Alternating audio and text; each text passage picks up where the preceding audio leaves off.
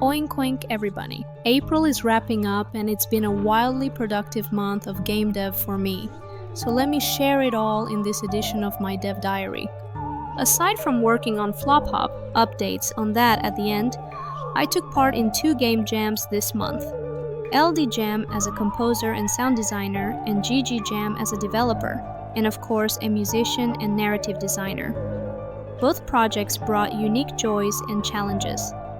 Inner Beasts was our LD Jam creation, a collab with Konstantin, a Godot programmer, who invited me and level designer Valery to team up with him for the jam. It was an awesome team effort.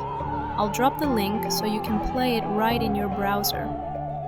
My role was mostly focused on music and sound, so LD Jam felt like a breeze, and a fun one.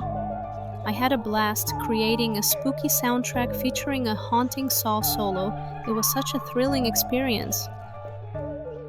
For GG Jam, I originally planned to go solo, but teamed up with Valery again for level design.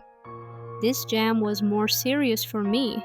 I didn't know if I could pull off a complete solo project, but I was determined to create something atmospheric and emotionally resonant. And so, Don't Let Me Fade was born. The theme of the jam was a world without time, and I chose to reflect that through the lens of Alzheimer's disease. A true world without time. I not only had to code the core mechanics and assemble everything, but also compose the entire soundtrack, sneaking in late-night clarinet sessions to capture the mood. For me, music is storytelling, and I couldn't imagine this little project without a deeply emotional score. I was deeply moved by the kind feedback I received, how the game touched people, resonated, and stayed with them. That was my dream for this piece, to create something small but unforgettable. Sure, there were some chaotic moments. Classic WebGL build issues, stress, bugs, all that jazz, but the learning experience was priceless. I even released an update afterward with English localization, since there just wasn't enough time to do it during the jam.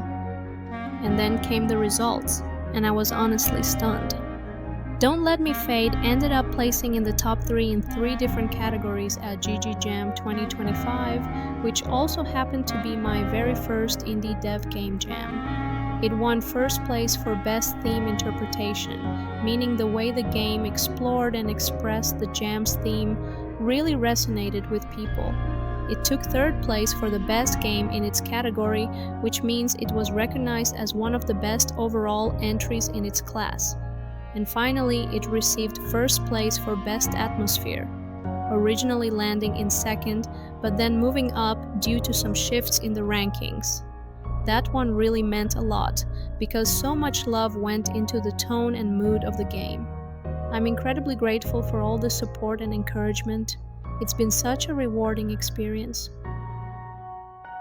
You can play Don't Let Me Fade for free. I'll leave the link in the description and the first pinned comment. Feel free to share your thoughts there or in the comments below the video. And one more amazing piece of news. I'm incredibly honored to join Women in Games as an ambassador. As an indie developer, I'm passionate about exploring the unique role of women in indie game dev, as solo creators or part of tiny, passionate teams. Through this ambassadorship, I hope to connect with others, share stories and resources, and help shape a more vibrant and inclusive games industry. Now, FlopHop updates. I finished writing all the dialogues for Bunny Space Odyssey FlopHop, yeah, all the way to the end. Right now, I'm working on 2 brand new locations, and they're pretty major since they're final areas of the game. Each has its own unique tone and importance to the story. Let me know which April update you enjoyed the most. And stay Oinky.